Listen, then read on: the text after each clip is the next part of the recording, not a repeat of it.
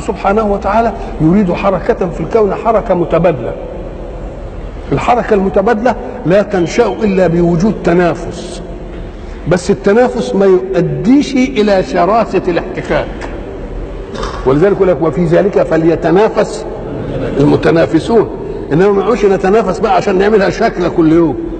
تنافس تقول ده فلان ده نجح ازاي؟ قال لك ده بيذاكر ومش عارف ايه وبياخد باله من الدروس ومش عارف. تبقى المنافسه ان انا برضه اذاكر واخد بالي من الدروس واجي مش عارف ايه. مش هخليه بيذاكر واروح اقطع له الكتاب بتاعه ولا امشي اهزقه واقول له مش عارف ايه.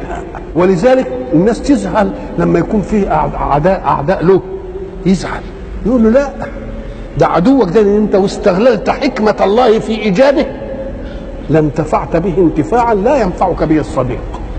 ليه؟ أم قال لك لأن الصديق يمكن يغشك وينافقك، إنما عدوك قاعد عامل لك إيه؟ بالمرصاد. أنا عملت أي حاجة كده يروح فضحك، تقوم تخاف لا يفضحك ما تعملهاش، تخاف لا يسبقك إلى خير تقوم أنت تعمل إيه؟ تتجرأ. يبقى إذن الأعداء، ولذلك الشاعر لما يقول عدايا لهم فضل علي ومنة فلا أبعد الرحمن عني الأعادية. الله، واحد بيدعي إن ربنا ما يبعدش عنه الأعداء، قال لك ايوه لانني فاهم الحكمه فيه.